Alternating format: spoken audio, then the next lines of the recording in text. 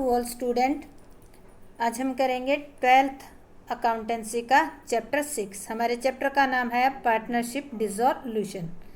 इस चैप्टर का आज हमारा 5th लेक्चर है और इसके अंदर हम कुछ इलिस्ट्रेशन भी करेंगे। तो आज हम कौन सा टॉपिक कर रहे हैं ये जानने से पहले, जब तक मैं वो निकालती हूँ तब तक आप मेरे चैनल को सब्सक्राइब, लाइक और शेयर जरूर कर दें। तो आज का हमारा टॉपिक रहेगा, इसके अंदर सबसे पहला टॉपिक हमारा रहेगा साझेदार का फर्म को ऋण, यानी कि partners loan to the firm. एक पार्टनर के द्वारा फर्म को दिया गया लोन, उसकी ट्रीटमेंट। और साझेदार द्वारा फर्म की संपत्ति लेना। अगर कोई पार्टनर फर्म की संपत्ति ले लेता है तो उसका किस तरह से करेंगे ट्रीटमेंट। और तीसरा है साझेदार द्वारा फर्म के लायबिलिटी को ले लेना। कई बार क्या होते हैं, पार्टनर्स होते हैं, उनकी वाइफ ने भी लोन दिया होता है फर्म को, तो वो थर्ड पार्टी होती है, तो कोई पार्टनर ऐसी लायबिलिटी भी ले लेता है। इसके बाद हम कुछ ध्यान रखने योग्य बातें करेंगे कि कौन कौन सी बातें हमें ध्यान रखनी चाहिए। सबसे पहला पॉइंट हमारा है साझेदार का फर्म को ऋण, partners loan to a firm. तो पहला पॉइंट हम करेंगे, यदि किसी साझेदार ने फर्म को ऋण दिया हुआ है तो साझेदार का ऋण खाता यानी कि पार्टनर लोन अकाउंट अलग से बनाया जाएगा और साझेदार के ऋण खाते को पूंजी खातों से पहले बनाना अनिवार्य है। ये हम पिछले लेक्चर में भी बात कर चुके कि पार्टनर का लोन अलग बनाना होगा और कैपिटल अकाउंट से पहले बनाना होगा, क्योंकि समापन पर साझेदार को ऋण पहले वापस मिलता है और उसकी पूंजी का बचा हुआ धन बाद में वापस मिलता है। तो जब हम पार्टनर के ऋण को भुगतान करते हैं, साझेदार के ऋण को भुगतान करते हैं, तो हम एंट्री करते हैं partner loan account debit to bank account. अब इसमें ध्यान रखना ये बात, loan taken from partner will be pass through cash और बैंक अकाउंट। अगर पार्टनर ने कोई लोन दे रखा है तो वो कैश या बैंक अकाउंट के द्वारा पेमेंट किया जाएगा। Loan given to a partner will be transfer to debit to his capital account. और अगर कोई लोन ले रखा है पार्टनर ने, यहाँ देखो यहाँ एक खास बात है, लोन गिवन टू पार्टनर, ठीक है, लोन गिवन टू पार्टनर यानी कि किसी पार्टनर को लोन दे रखा है तो हम क्या करेंगे, उसको जो हमारा कैपिटल अकाउंट है उसमें ट्रांसफर करके इसकी एंट्री कर देंगे, क्योंकि उतने रुपए उसने पहले लोन ले रखा है तो उसकी कैपिटल कम पेमेंट करनी पड़ेगी। इसके बाद आता है साझेदार द्वारा फर्म की संपत्ति लेना। अब जब फर्म का समापन करते हैं तो कई बार क्या होता है, फर्म की जो है संपत्ति है उसमें से कुछ पार्टनर नगद पेमेंट लेने के बजाय उसकी कोई एसेट्स जैसे ट्रक हो गया, गाड़ी होगी, कोई फर्नीचर हो गया, वो ले लेते हैं। यदि कोई साझेदार फर्म के समापन पर फर्म की संपत्ति लेता है तो इसके लिए उस साझेदार के पूंजी खाते को डेबिट और रियलाइजेशन अकाउंट को क्रेडिट किया जाएगा। ये हमने एंट्री बनाई तब सीखा भी था कि अगर कोई पार्टनर लेता है तो पार्टनर का क्या होगा, कैपिटल अकाउंट जो है उसका कैपिटल अकाउंट डेबिट हो जाएगा, ध्यान रखना, ठीक है, और रियलाइजेशन अकाउंट क्या हो जाएगा, क्रेडिट हो जाएगा। एग्जाम्पल लेते हैं, जैसे ए साझेदार ने फर्म के 10,000 रुपये के फर्नीचर को 7,000 में ले लिया, ठीक है, ए पार्टनर है, यहाँ पे ए ने लिया, तो इसके लिए एंट्री क्या करेंगे हम, इसके लिए एंट्री करेंगे as capital account debit to realisation account और 7,000 कितने में लिए, 10 वाला 7 में लिया है तो 7 में ही एंट्री करेंगे as capital account debit to realisation account. अब देखो जैसे ये एंट्री करी है एसेट्स लेने की, इसी तरह से किसी साझेदार द्वारा किसी अनरिकॉर्डेड एसेट्स को लिया जाता है तो भी सेम यही एंट्री की जाती है। अगर कोई अनरिकॉर्डेड एसेट्स लेगा तो भी यही एंट्री करेंगे। अब हमने एसेट्स के बारे में तो बात कर ली, अब हम करते हैं लायबिलिटी के बारे में, यानी कि अगर साझेदार द्वारा फर्म के दायित्व लेना। अगर कोई पार्टनर जो है वो फर्म के कोई लायबिलिटी ले लेता है, जैसे एसेट्स लिए ना वैसे वो लायबिलिटी भी ले सकता है। यदि कोई साझेदार फर्म के किसी लेनदार या किसी अन्य दायित्व के भुगतान की जिम्मेवारी लेता है तो इसके लिए वसूली खाते को डेबिट किया जाएगा। एसेट्स लेता है तो वसूली खाते को क्रेडिट किया जाएगा, अगर दायित्व लेता है तो वसूली खाते को क्या किया जाएगा, डेबिट, और उस साझेदार के पूंजी खाते को क्रेडिट किया जाएगा। जब एसेट्स लेता है तो उसके पूंजी खाते को डेबिट, अगर लायबिलिटी लेता है तो उसके पूंजी खाते को क्रेडिट किया जाएगा। जैसे साझेदार बी ने फर्म के 5,000 रुपए के लेनदारों को ले लिया, तो इसके लिए निम्न प्रविष्टि की जाएगी। मान लेते हैं साझेदार बी है, उसने कहा कि ये 5,000 रुपए के जो क्रेडिटर है उसको पेमेंट मैं कर दूंगा, तो लेना ही हो गया ये। तो एंट्री क्या करेंगे, realisation account debit to B. ठीक है, अब ध्यान रखना, किसी साझेदार द्वारा किसी अपलिखित यानी कि अनरिकॉर्डेड लाइबिलिटी लेने पर भी यही एंट्री की जाएगी। तो इस तरह से कोई भी पार्टनर एसेट्स और लाइबिलिटी लेता है तो इनकी निम्न तरीके से एंट्री की जाती है। इसके बाद हमारे टॉपिक जो है उससे रिलेटेड हमने जो टॉपिक किए एसेट्स लेना लाइबिलिटी लेना, इससे रिलेटेड हम इलिस्ट्रेशन करते हैं और उसके बाद देखते हैं कि इम्पोर्टेंट आइटम कौन सी है। तो देखो हम कर रहे हैं इलिस्ट्रेशन नंबर 6, इसको ध्यान से रीड करना है। A, B and C decided to dissolve the partnership firm। A, B, C 3 partner है, पार्टनरशिप फर्म को डिसॉल्व कर रहे हैं, उन्होंने डिसीजन कर लिया। The position as at 31 March 2018, the date of dissolution was as follows. जिस दिन तारीख को इन्होंने डिसोल्यूशन का डिसीजन लिया है उस तारीख की बैलेंस शीट ये है। देखो इनके पास बैलेंस शीट में फर्नीचर था 5,000 का, स्टॉक 175,000, डेटर 240, बिल रिसीवेबल 30,000 और कैश था 10,000 का।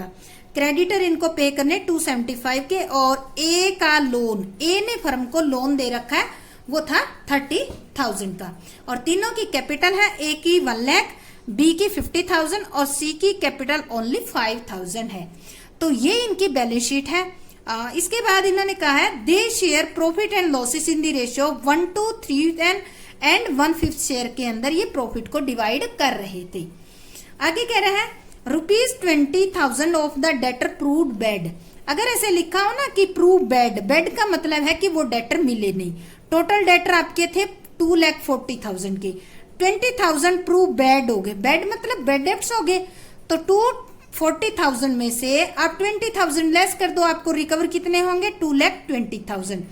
The bill receivable were realised in full, full का मतलब है बिल रिसीवेबल थे 30,000 के, 30,000 रुपए आपको मिल गई। द स्टॉक रियलाइज 1,70,000, स्टॉक आपका था 175 का, 5,000 कम मिला आपको यानी कि रियलाइज हो गया 170 का।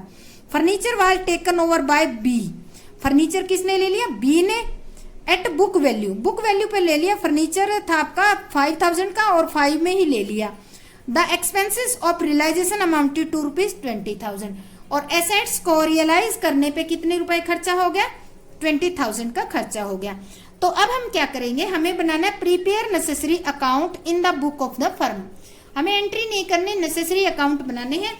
तो हम स्टार्ट करते हैं। नेसेसरी अकाउंट के अंदर सबसे पहले नंबर पे आपका अकाउंट आता है रियलाइजेशन अकाउंट। ठीक है, रियलाइजेशन अकाउंट का रूल ये है कि सबसे पहले आप क्या करोगे, जो आपकी बैलेंस शीट के अंदर एसेट्स और लायबिलिटी लिखी हुई है वो आप रिकॉर्ड करोगे। ठीक है, और ऐसे एसेट्स और लायबिलिटी को ही लिखोगे जिनको लायबिलिटी में तो आप पे कर सकते हो और एसेट्स में आप जिनको बेच सकते हो। ऐसे एसेट्स जिनको आप बेच नहीं सकते उनको आप इसके अंदर रिकॉर्ड ही नहीं करोगे। तो हम लेते हैं, जैसे कि हम पहले एसेट साइड उठाते हैं बैलेंस शीट की। बैलेंस शीट में फर्नीचर दिया 5,000, तो एज इट इज लिख देंगे टू फर्नीचर। ठीक है, जितना दिया है उतना ही लिख देंगे। बैलेंस शीट में है तो 5,000 ये रिकॉर्ड कर रही हैं। बैलेंस शीट में स्टॉक है, टू स्टॉक अकाउंट 1,75,000 का पूरा लिख देंगे, और टू डेटर, डेटर दे रखे हैं आपके 2,40,000 बैलेंस शीट के अंदर एज इट इज लिख देंगे हम। इसके बाद देखो आपके लिखे हुए हैं to bill receivable, to BR 30,000 के हैं, हम पूरे के पूरे लिखेंगे। बैलेंस शीट में जो लिखे हुए हैं ये हमारी बैलेंस शीट की आइटम सारी रिकॉर्ड हो गई है। अब लायबिलिटी साइड आके देखते हैं। लायबिलिटी साइड ओनली दे रखा है क्रेडिटर बाय क्रेडिटर। ये क्रेडिटर हम क्या करेंगे, रिकॉर्ड कर देंगे। क्रेडिटर कितने हैं, 2,75,000 है, हमने लिख दिया। अब ये जो एसेट्स है इनको हम रियलाइज करेंगे। क्वेश्चन में दे रखा है रियलाइज करने के बारे में, तो रियलाइज करोगे तो आप एंट्री करोगे। अभी आपको देखना, बैलेंस शीट के अंदर कैश लिखा हुआ है तो कैश आप लिखोगे, आप सभी में बैंक लिखा हो तो बैंक। बैलेंस शीट में आपकी कैश दिया हुआ है तो हम कैश ही लिखेंगे, by cash account, by cash account. और हम यहाँ लिखो एसेट्स रियलाइज्ड। एसेट्स रियलाइज्ड हमारी टोटल कितने की होगी, मैं आपको यहाँ पर इसी के अंदर करके दिखा देती हूँ। डेटर जो है हमारे कितने के हुए, डेटर थे 2,40,000 के, 20,000 के बेड है तो डेटर से मिला हमें 2,20,000, ठीक है। और बी आर हमारे क्या हो गए, पूरे के पूरे मिल गए हमें 30,000, तो एज इट इज दिखा देंगे। और स्टॉक से कितना रुपया मिला आपको, स्टॉक से मिला 1,70,000। यही चीजें थी, तो टोटल ये कितनी मिली है बाय कैश अकाउंट। अगर हम टोटल करेंगे तो ये हमारी होगी, यहाँ पर ये मिल गया 4,20,000 जो है वो एसेट्स बेचने से मिल गई। इसके बाद क्वेश्चन में बी जो है पार्टनर है और वो एक एसेट्स ले रहा है, तो हम लिखेंगे करेंगे posting by B's capital account. ये क्या चीज ले रहा है उसका नाम लिखेंगे, ये ले रहा है फर्नीचर, ठीक है, फर्नीचर टेकन, ये लिखना है आपको इस तरह से। 5,000 रुपए का फर्नीचर था, इसने 5 का ही ले लिया है, तो ये हमारी आइटम आ गई है। अब देखो एसेट्स हमने सारी रियलाइज कर दी, फर्नीचर, स्टॉक, डेटर, बीआर सब रियलाइज हो गया, या तो आपने बेच दिया या किसी पार्टनर ने ले लिया, हो गया हिसाब किताब। अब आता है क्रेडिटर है, ये आपको पे करनी है। क्रेडिटर पे करोगे तो आप डेबिट साइड में जाकर पे करोगे और एंट्री लिखोगे आप to cash account, to cash account, bracket में लिखोगे क्रेडिटर पेड।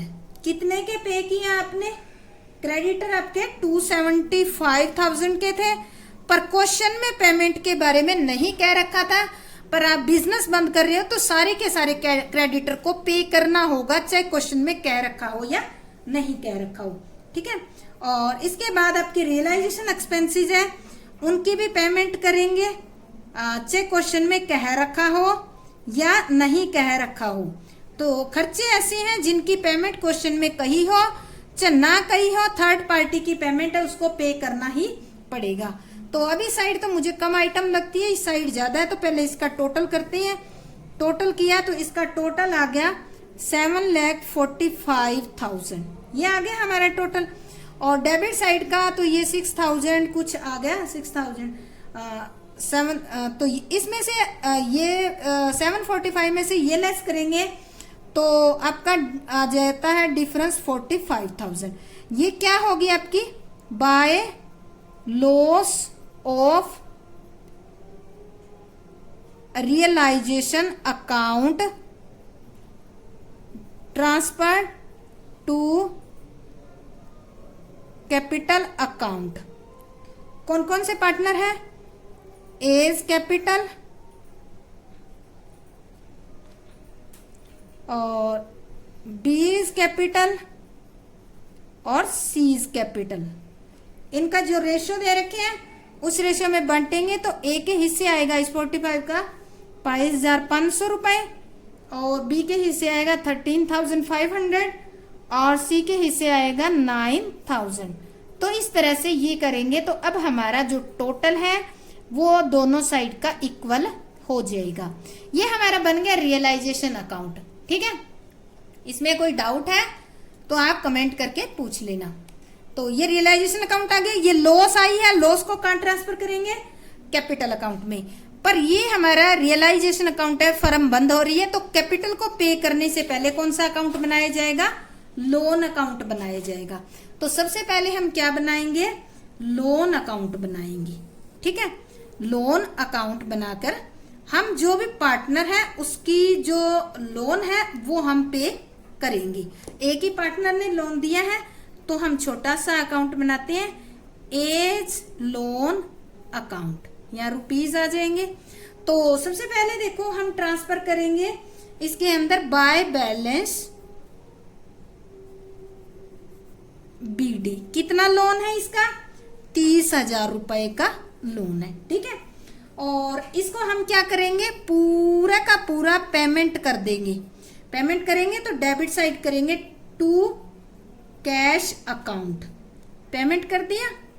जैसे आपने रिटायरिंग पार्टनर वाले कैपिटल में लोन अकाउंट बनाना सीखा था ना, पार्टनर के लोन को, रिटायरिंग पार्टनर था वहां, तो जैसे आपने पेमेंट की थी सेम उसी तरीके से ये भी आपका लोन अकाउंट बनाकर ट्रांसफर कर दिया जाएगा। इसको पेमेंट कर दी जाएगी, यानी कि लोन भी हो, थर्ड पार्टी को पेमेंट भी होगी और लोन अकाउंट, लोन बनाकर भी पेमेंट कर दी। अब हम बनाएंगे हमारा कैपिटल अकाउंट।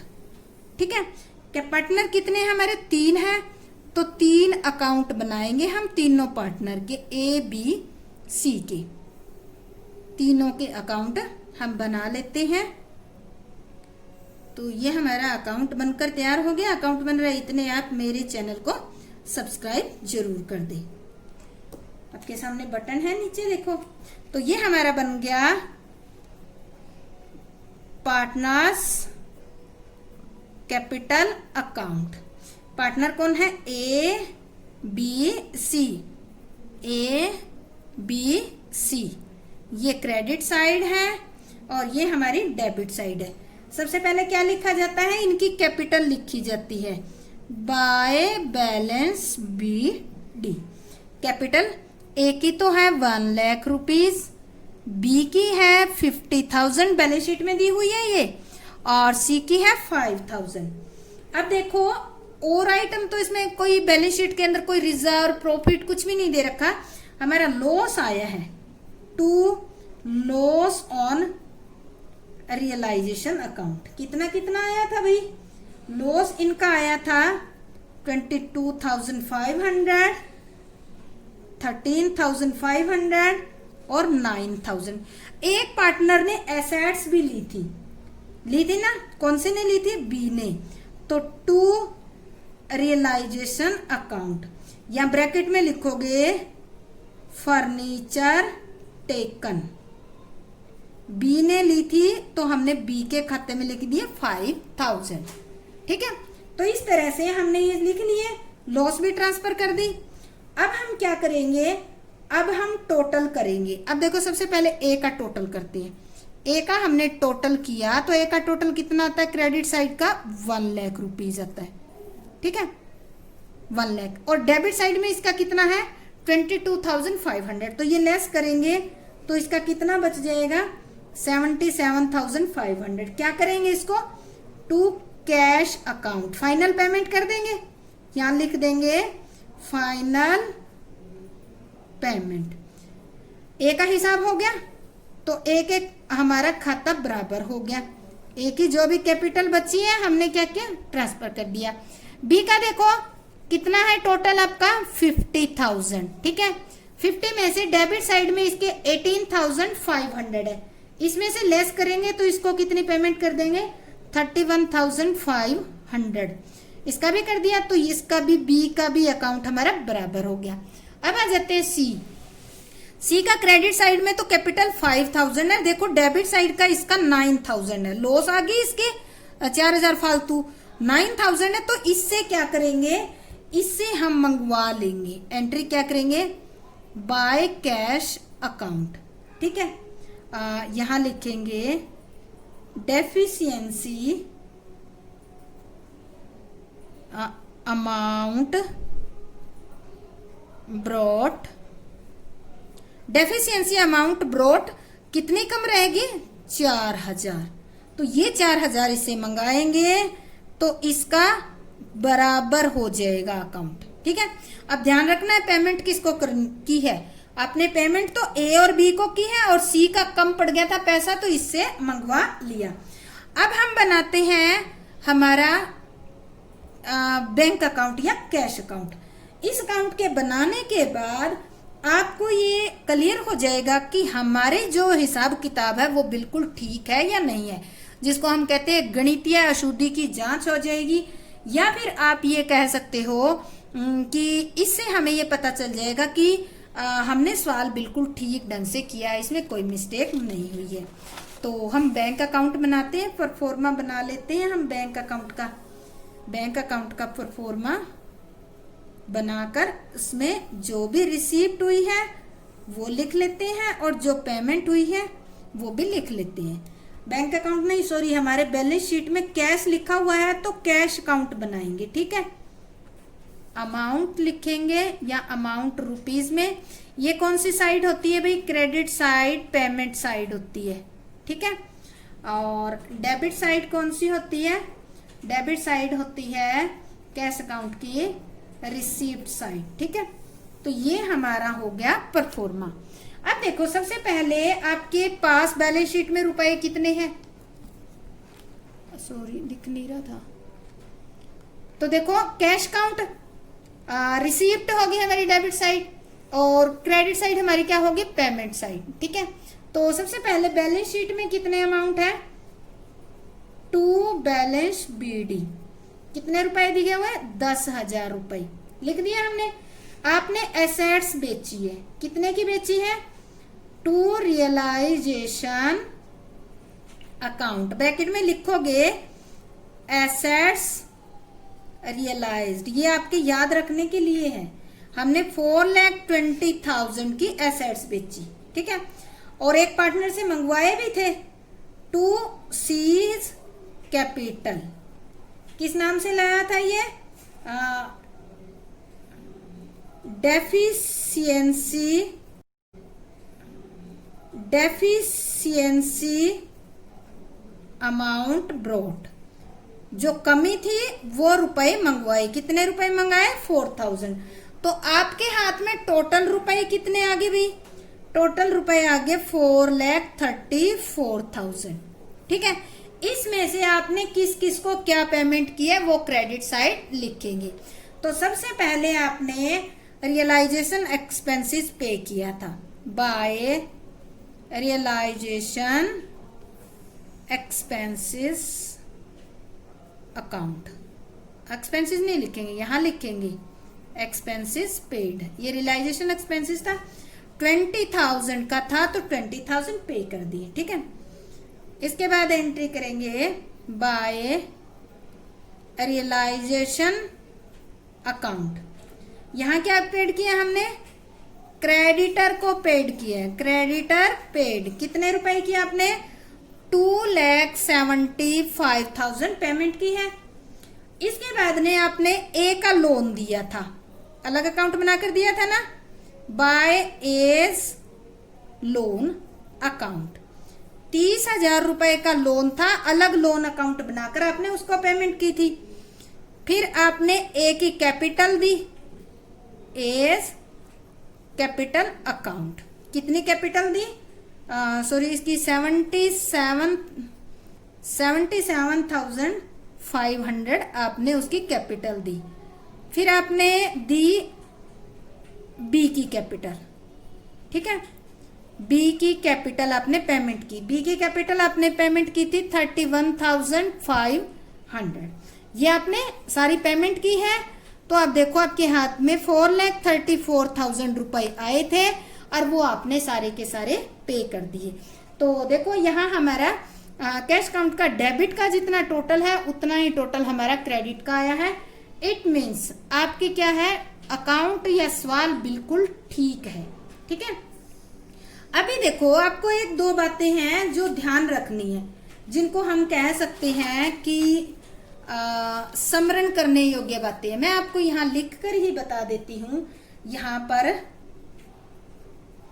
स्मरण रखने योग्य बातें कौन कौन सी बातें हैं जिनको ध्यान रखना है। ठीक है, मैं लिखूंगी, आप इसको ध्यान से समझते जाना। आपने पढ़ा होगा इन्वेस्टमेंट फ्लक्चुएशन फंड के बारे में। इन्वेस्टमेंट फ्लक्चुएशन फंड को रियलाइजेशन अकाउंट में तभी ट्रांसफर किया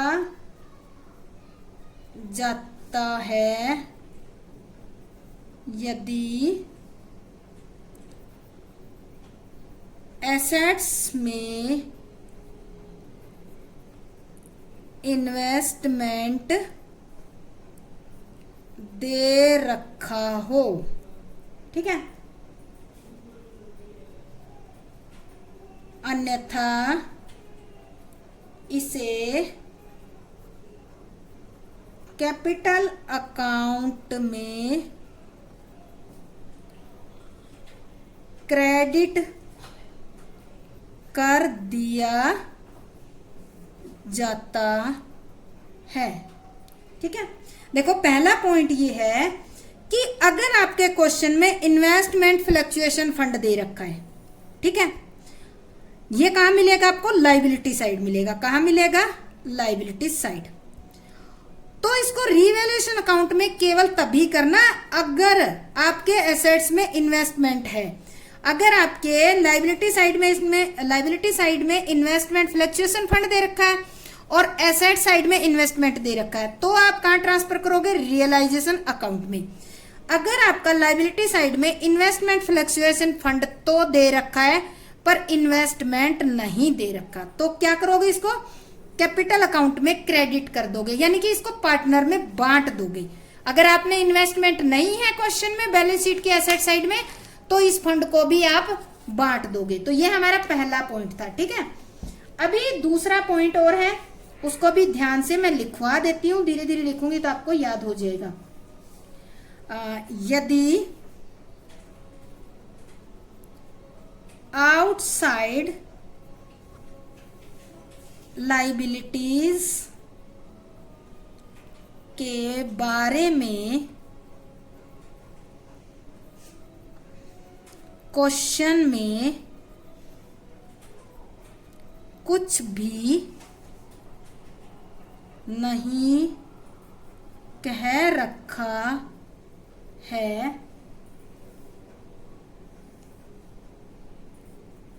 तब भी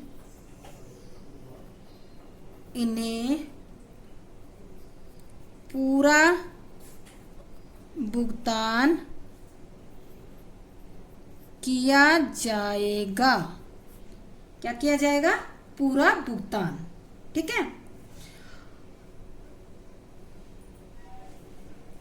तो इस तरह से हम क्या करेंगे? अगर आउटसाइड लाइबिलिटी है, ठीक है, कोई भी आउटसाइड की लाइबिलिटी है, तो उसके बारे में, पेमेंट के बारे में कुछ नहीं कह रखा, क्वेश्चन में कुछ भी नहीं कह रखा। कुछ भी नहीं कह रखा का मतलब है पेमेंट के बारे में कुछ नहीं कह रखा, चाहे वो क्रेडिटर हो, चाहे आउटस्टैंडिंग एक्सपेंसेस हो, कुछ भी हो, एनीथिंग एल्स। अगर कुछ भी नहीं कह रखा है तो आपको क्या करना है? पूरा भुगतान करना है। पूरा भुगतान कहाँ करोगे? रियलाइजेशन अकाउंट में। ठीक है, और एक इसी तरह से आउटसाइड लाइबिलिटी में एक होता है आपका रियलाइजेशन एक्सपेंसेस। अगर उसके बारे में भी कुछ नहीं कह रखा है तो भी आप क्या करोगे? पूरी पेमेंट करोगे। अब ये जो क्वेश्चन था हमारा, इसमें बी ने क्या लिया था? फर्नीचर लिया था। तो इसकी एंट्री कैसे करेंगे? बी ने फर्नीचर लिया था, तो कोई भी पार्टनर कोई एसेट्स लेता है तो एंट्री करते हैं बीज कैपिटल अकाउंट डेबिट। मैं अब ये सवाल करवाया इसके बेस पे ही ले रही हूं। ठीक है, और टू रियलाइजेशन अकाउंट कितने का लिया था इसने? 5000 का। ठीक है, इसके बाद आता है अगर मान लेते हैं किसी पार्टनर ने कोई लाइबिलिटी ले ली हो। अब इस क्वेश्चन में था तो नहीं, लाइबिलिटी तो ली तो नहीं, पर फिर भी मैं आपको बता देती हूँ। अगर कोई पार्टनर लाइबिलिटी लेता है तो हम क्या एंट्री करते हैं? हम यहां लिखते हैं व्हेन पार्टनर टेकन लाइबिलिटी। ठीक है, अगर कोई लाइबिलिटी लेता है तो इस वाली ऊपर वाली एंट्री बिल्कुल अपोजिट हो जाएगी। तो एंट्री क्या करेंगे? Realisation account debit to partner capital account. ठीक है, इस तरह से हम एंट्री कर देंगे। नीचे लिख देंगे लाइबिलिटी टेकन बाय पार्टनर। तो ये हमारा आज का सम हो गया। इसके अंदर हमने क्या किया? पार्टनर लोन टू फर्म, ये वाला किया, ठीक है। इसके साथ हमने ये भी पढ़ा कि कोई पार्टनर अगर एसेट्स लेता है तो उसकी एंट्री कैसे होगी, उसको कहाँ लिखा जाएगा। कोई पार्टनर लायबिलिटी लेता है तो उसकी एंट्री कहाँ होगी और कैसे की जाएगी। अगर आपको मेरा ये लेक्चर अच्छा लगा है, समझ में आ गया है, तो आप मेरे चैनल को अगर फर्स्ट टाइम देख रहे हैं तो सब्सक्राइब जरूर कर दें, और सारे के सारे जो यहाँ तक देखते हुए आगे हैं तो प्लीज एक लाइक जरूर दबा दें। आप जो भी चैनल देखते हैं उसको लाइक और शेयर जरूर कर दिया करें, और सब्सक्राइब भी कर दिया करें। कोई इसमें ज़्यादा वो आपको मेहनत नहीं करनी पड़ती। तो इसे जो वीडियो बनाता है उसको थोड़ा फीडबैक मिलती रहती है, खुशी होती है, इसीलिए कह रही हूँ मैं। आपका बहुत बहुत धन्यवाद। जय हिंद, जय भारत।